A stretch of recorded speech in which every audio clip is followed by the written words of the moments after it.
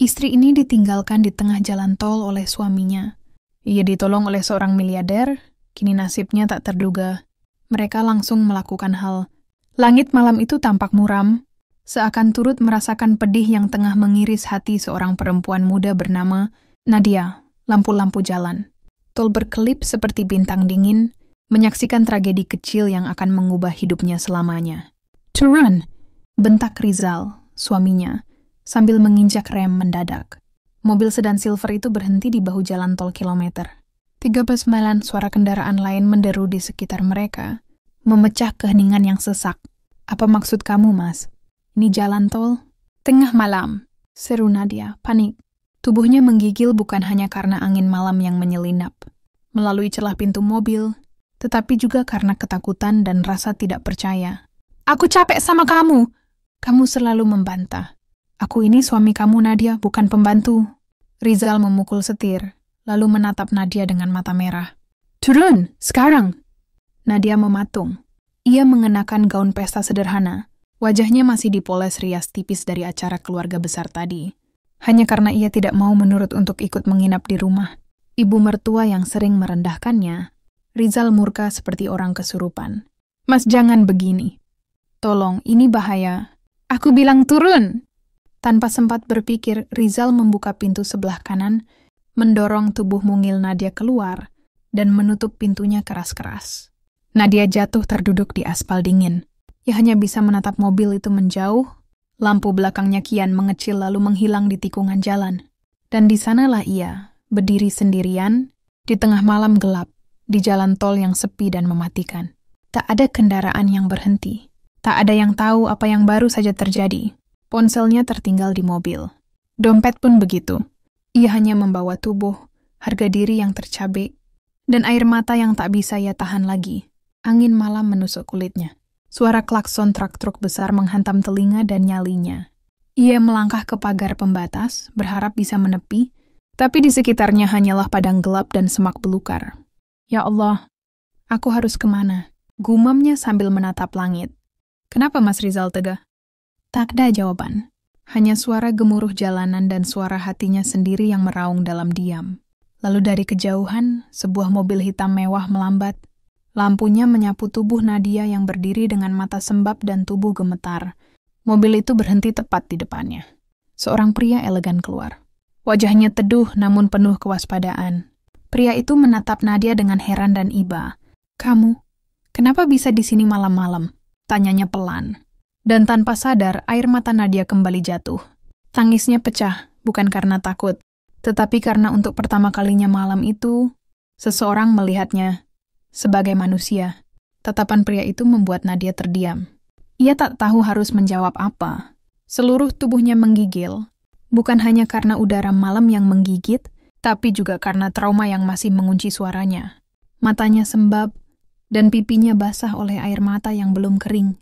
Pria itu mengamati Nadia sejenak sebelum menoleh ke arah sopir yang masih duduk di dalam mobil.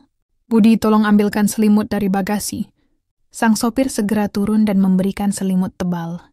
Dengan gerakan penuh empati, pria itu menyelimuti bahu Nadia, lalu menuntunnya ke dalam mobilnya yang hangat. "Aku Adrian," ucap pria itu, suaranya rendah dan menenangkan. "Kamu nggak perlu cerita sekarang. Aku akan bawa kamu ke rumah sakit dulu. Kamu terlihat sangat lemah." Nadia hanya mengangguk kecil. Dalam mobil yang berjalan pelan menembus malam, tubuhnya gemetar dalam diam. Ia belum sanggup menjelaskan siapa dirinya, mengapa bisa terdampar di jalan tol, atau apa yang baru saja ia alami. Hatinya masih seperti kaca pecah, tak bisa disatukan. Hanya bisa dilindungi agar tak menusuk lebih dalam. Sampai akhirnya mereka tiba di rumah sakit swasta yang cukup besar. Adrian tampaknya bukan orang sembarangan. Petugas langsung sigap, dan dokter pun segera datang memeriksa Nadia di ruang VIP. Setelah diberi infus dan tenang oleh suntikan penenang ringan, Nadia mulai bisa berbicara. Ia menatap Adrian yang duduk di sofa di samping ranjangnya, tak bergeming sejak ia masuk ruang rawat. "Terima kasih." Aku Nadia," ucapnya pelan, suara masih serak. Adrian tersenyum ramah.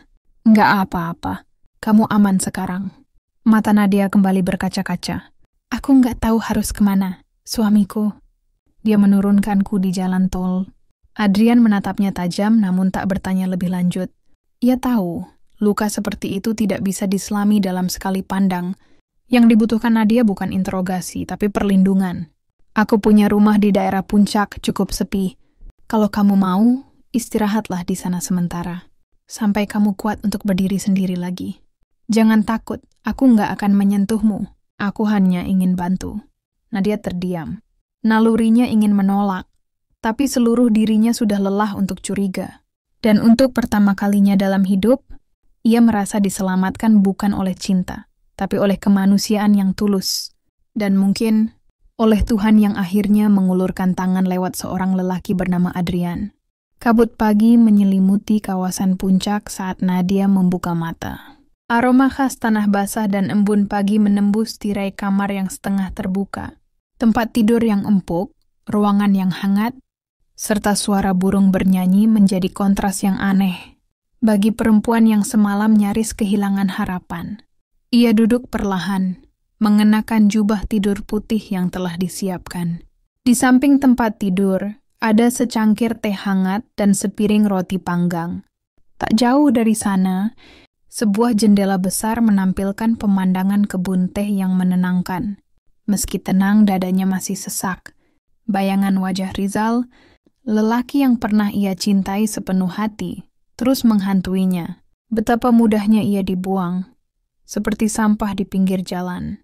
Padahal Nadia adalah istri yang setia, yang bertahan meski kerap dibentak, diabaikan bahkan diselingkuhi. Semua karena ia ingin menjaga kehormatan pernikahan. Pintu kamar diketuk pelan. "Nadia?" Suara itu lembut, penuh kehati-hatian. "Adrian." Nadia mengangguk pelan. "Masuk saja."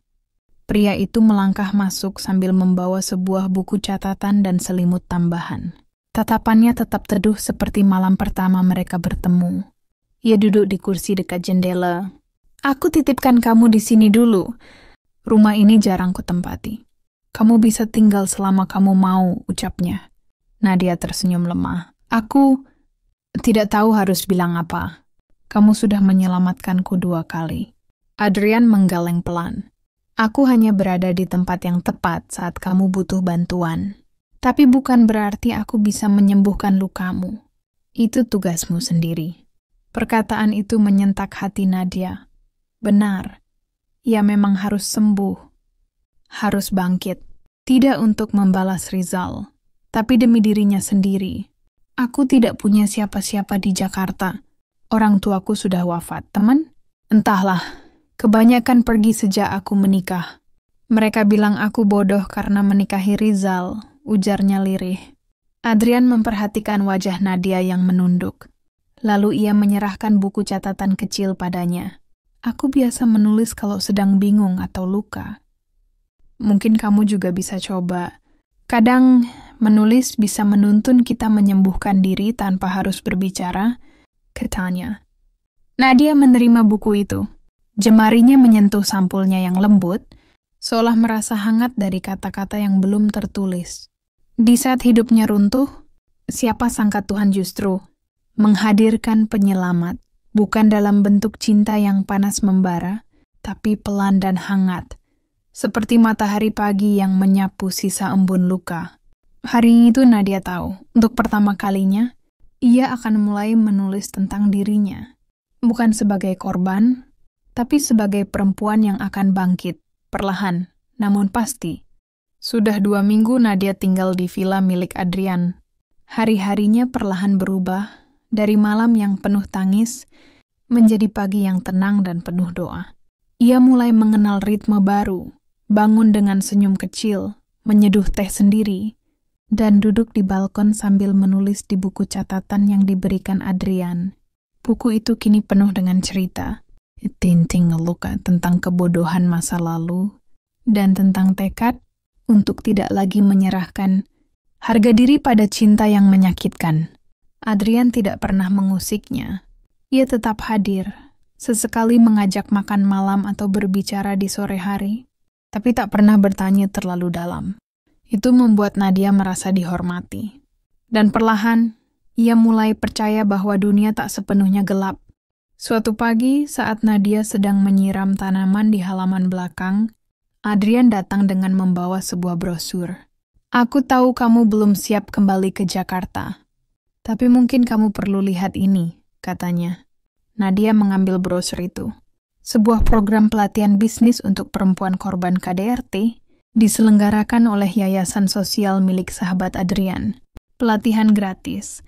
Ada fasilitas tempat tinggal dan pendamping psikologis. Aku kenal pemilik yayasan itu. Kalau kamu mau, aku bisa daftarkan kamu, lanjut Adrian. Nadia menatapnya. Hatinya berdebar. Ini adalah undangan untuk melangkah ke hidup baru. Hidup di mana ia tak hanya duduk memulihkan diri, tapi mulai membangun masa depan. Aku mau coba, katanya akhirnya. Adrian tersenyum. Bagus. Kamu punya potensi besar. Nadia, jangan biarkan masa lalumu jadi rantai. Hari pertama di yayasan adalah ujian mental. Banyak perempuan di sana menangis saat menceritakan kisah mereka. Nadia pun sempat gemetar saat memperkenalkan diri. Tapi saat ia menyebut nama dan berkata, "Saya ditinggal suami di jalan tol. Dan saya hidup kembali berkat orang asing yang percaya pada saya." Semua mata memandangnya dengan haru. Dari sana semangatnya menyala. Nadia belajar cepat. Ia memilih kelas bisnis online dan manajemen produk UMKM. Dalam waktu sebulan, ia sudah mulai membantu pengelolaan media sosial yayasan. Bahkan beberapa produknya mulai laris di marketplace kecil. Adrian yang sesekali datang berkunjung hanya tersenyum dari kejauhan. Ia tahu benih yang ia tanam mulai tumbuh dan Nadia bukan lagi perempuan yang berdiri lemah di pinggir jalan tol. Ia adalah perempuan yang sedang belajar terbang. 2 bulan telah berlalu sejak Nadia mengikuti pelatihan bisnis di yayasan. Kini langkahnya semakin tegak. Ia tak hanya menjadi peserta terbaik, tapi juga diangkat menjadi mentor untuk para perempuan baru yang datang. Nadia menemukan tujuan baru. Menjadi kekuatan bagi perempuan lain, yang pernah remuk seperti dirinya. Usahanya yang sederhana, membuat sabun herbal dan masker, wajah dari bahan alami, mulai viral di media sosial. Semua itu berkat ketekunan dan tentu saja, bimbingan diam-diam dari Adrian yang selalu memantau dari kejauhan. Pria itu tak banyak bicara, tapi setiap kali Nadia butuh modal atau jaringan, semuanya tiba-tiba terbuka seperti keajaiban. Sore itu, saat hujan gerimis membasahi kaca ruang pelatihan, Nadia dipanggil oleh Bu Ayu, pendiri yayasan.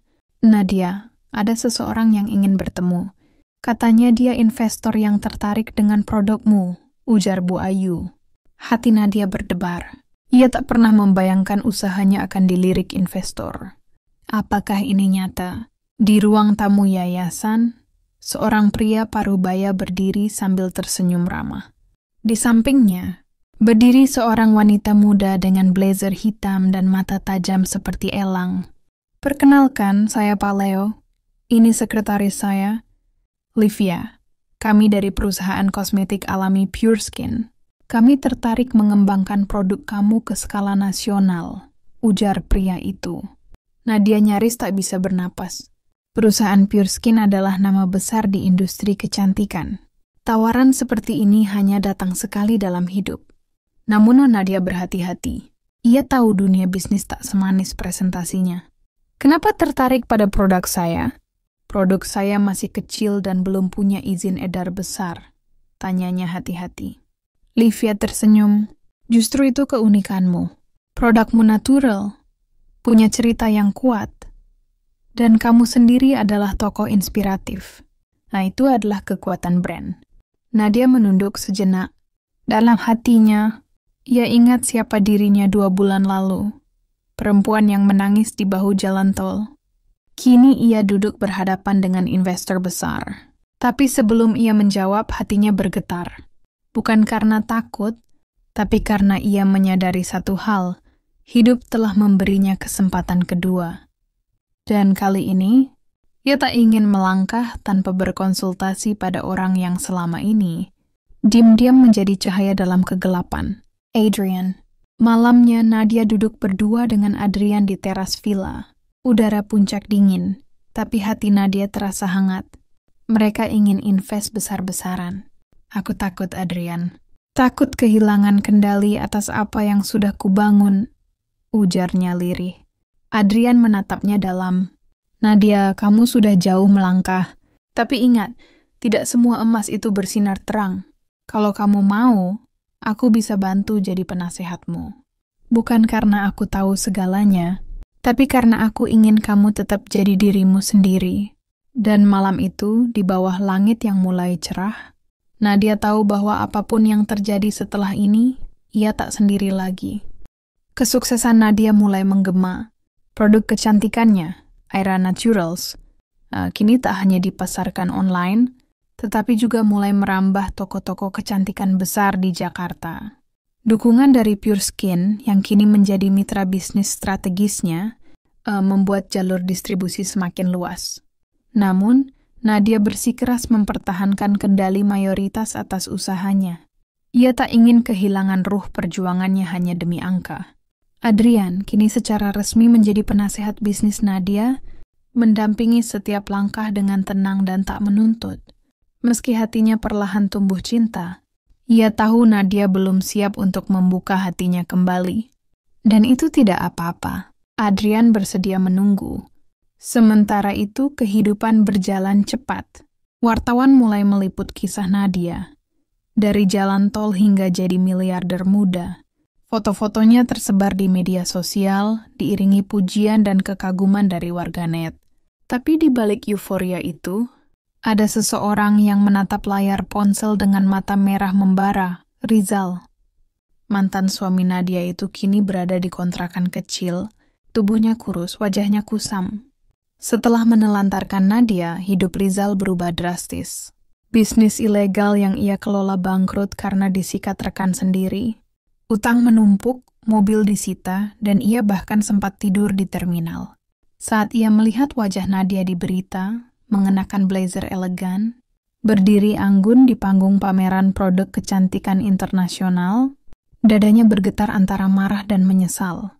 Perempuan sialan itu, bisa apa tanpa aku? Desisnya, meski jauh dalam lubuk hatinya, ia tahu itu dusta. Kondisi mental Rizal kian tak stabil. Ia sering berbicara sendiri, membayangkan Nadia datang membawanya kembali, tapi yang ada hanya sepi. Satu persatu temannya menjauh, keluarganya pun tak mau tahu. Hingga akhirnya, tubuhnya ditemukan tergeletak di emperan toko, bicara ngawur sambil tertawa sendiri. Ia dibawa ke rumah sakit jiwa oleh aparat dan dinyatakan mengalami gangguan mental berat akibat stres, delusi, dan depresi akut. Sementara itu, Nadia tidak tahu menahu akan nasib mantan suaminya. Dunia lamanya sudah ia tinggalkan. Fokusnya kini adalah satu. Menyebarkan semangat bagi perempuan untuk bangkit dari luka dan ketidakadilan. Di satu sore yang damai, saat ia dan Adrian duduk di balkon melihat matahari tenggelam, Nadia menoleh dan berkata, "Aku mungkin pernah dibuang seperti sampah, tapi hari ini, aku tahu nilainya diriku. Dan aku ingin terus melangkah." Adrian tersenyum. "Kamu bukan sekadar melangkah, Nadia. Kamu sedang terbang." Langit sore itu mendung. Di halaman belakang villa milik Adrian, hujan turun rintik-rintik, membawa aroma tanah yang menenangkan. Nadia duduk di bawah payung besar, mengenakan gaun putih sederhana, sembari menyeruput teh hangat. Hari itu seharusnya biasa saja, tapi hatinya terasa tak menentu. Adrian, yang biasanya tenang dan lugas, hari ini tampak gelisah. Ia mondar-mandir di dalam rumah, memandangi sesuatu di saku jasnya. Sesuatu kecil, tapi bermakna besar. Selama hampir setahun, ia telah menyaksikan Nadia tumbuh dari perempuan yang rapuh, menjadi sosok pemimpin tangguh. Ia melihat keteguhan, kebaikan, dan keindahan yang tak hanya tampak dari luar, tapi memancar dari hati yang sudah ditempa luka. Dan ia tak ingin sekadar menjadi penonton lagi. Ketika hujan mulai reda, Adrian berjalan ke arah Nadia. Jantungnya berdegup kencang, tangan sedikit gemetar. Ia membawa sebuah kotak kecil beludru biru. "Nadia," katanya pelan, "ada hal yang ingin aku sampaikan." Nadia menoleh, mata beningnya menatap penuh tanya. Ada apa, Adrian? Adrian menghela napas, lalu berlutut di hadapannya. Langkah yang sangat ia pikirkan sejak lama. Aku tahu kamu pernah disakiti, pernah dihancurkan. Tapi aku juga tahu, kamu adalah perempuan paling kuat yang pernah aku temui. Selama ini aku tidak hanya jatuh cinta pada senyummu, tetapi juga pada jiwamu yang tidak menyerah. Nadia, maukah kamu menikah denganku? Nadia membeku. Dunia seakan berhenti berputar. Matanya membesar, bibirnya terbuka tanpa kata. Hatinya berkecamuk, antara bahagia, terkejut, dan takut. Ia menatap kotak cincin yang dibuka Adrian. Di dalamnya, sebuah cincin dengan batu safir biru berkilau indah. Tapi bukan cincinnya yang membuat Nadia menangis, melainkan ketulusan. Di mata Adrian. Nadia menelan ludah. Aku takut, Adrian. Takut jika cinta ini membuatku kehilangan diriku lagi. Adrian berdiri perlahan, lalu menggenggam tangan Nadia. Kita tidak sedang bicara tentang kehilangan. Aku tidak ingin kamu berubah. Aku hanya ingin berjalan bersamamu dalam suka dan luka. Kita bisa mulai pelan-pelan jika kamu mau. Hening sejenak. Lalu Nadia mengangguk pelan dengan mata berkaca-kaca. Ya, tapi bukan karena aku takut kehilanganmu. Tapi karena aku tahu kamu adalah rumah yang tak akan membuangku lagi. Dan saat itu juga, hujan turun lebih deras. Bukan sebagai pertanda duka, melainkan seperti restu dari langit. Nadia memeluk Adrian. Untuk pertama kalinya bukan sebagai teman yang menolong, tapi sebagai pria yang kini ia cintai sepenuh hati. Pernikahan Nadia dan Adrian berlangsung sederhana namun penuh makna. Di sebuah resort pegunungan yang tenang, mereka mengikat janji di bawah pohon besar, ditemani keluarga terdekat dan sahabat sejati. Nadia mengenakan gaun putih tanpa perhiasan mewah, karena baginya, cintanya pada Adrian adalah kemewahan yang sejati.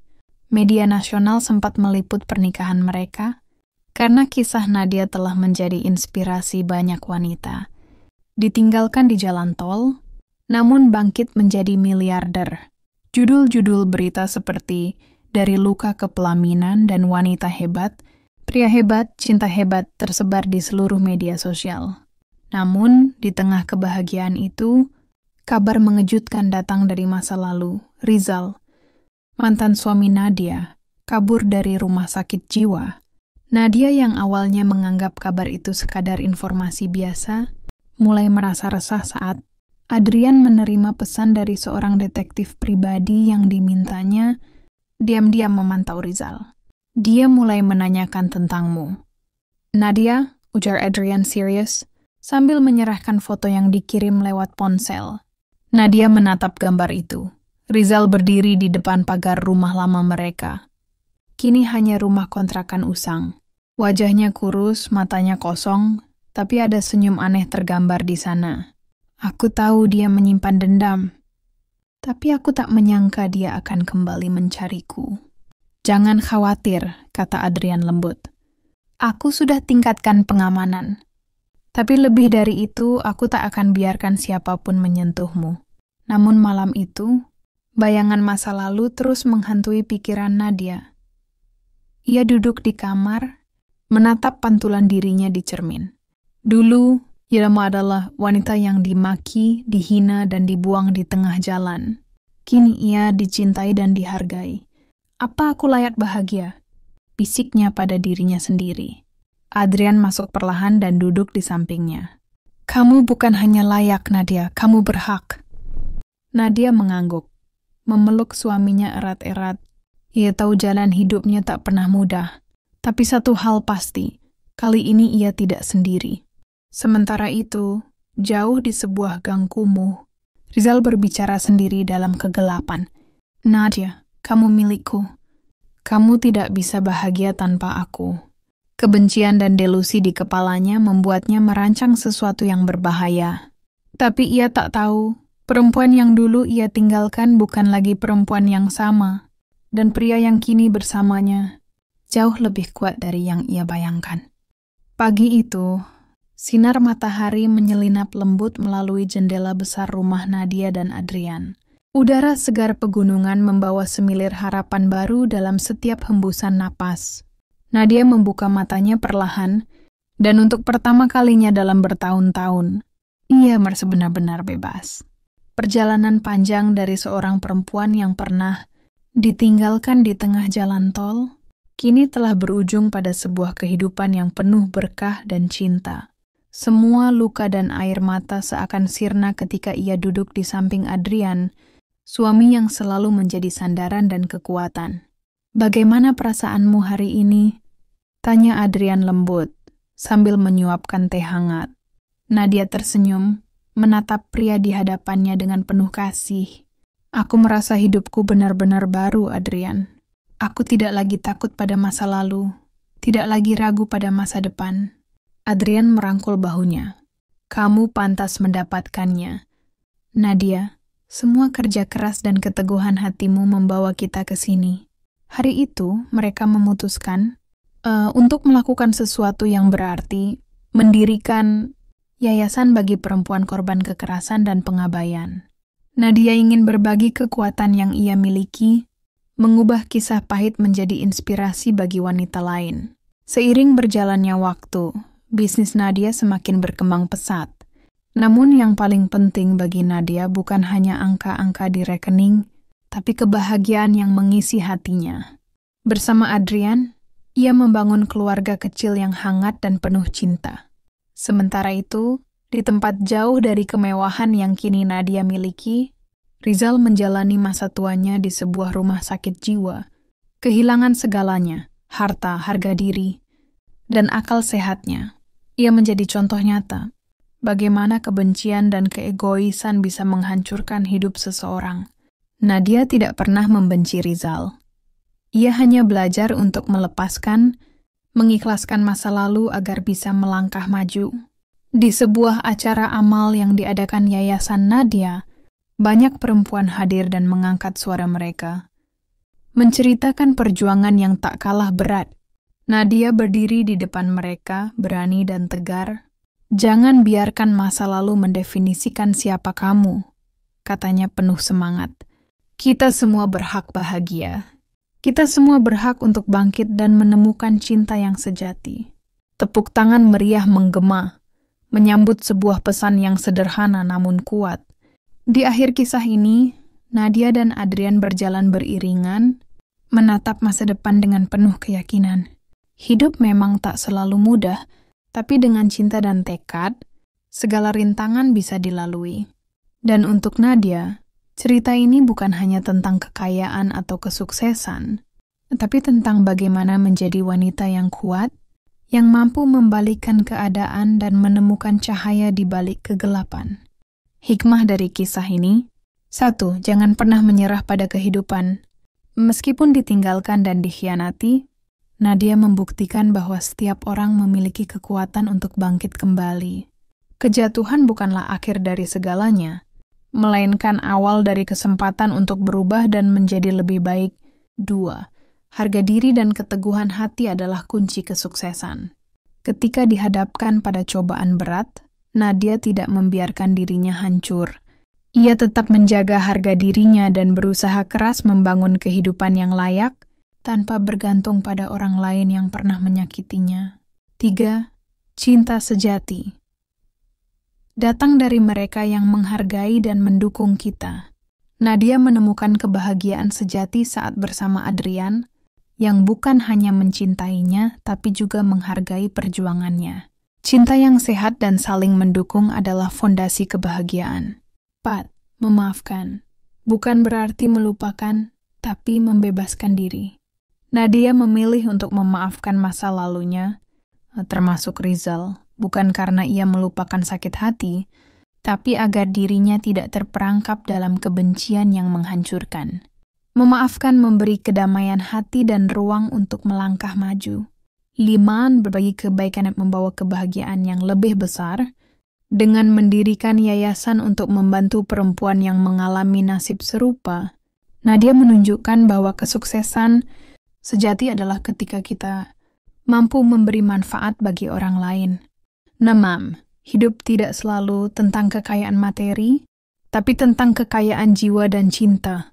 Meskipun menjadi miliarder, Nadia tetap rendah hati dan fokus pada nilai-nilai yang lebih dalam, cinta, keluarga, dan kebaikan.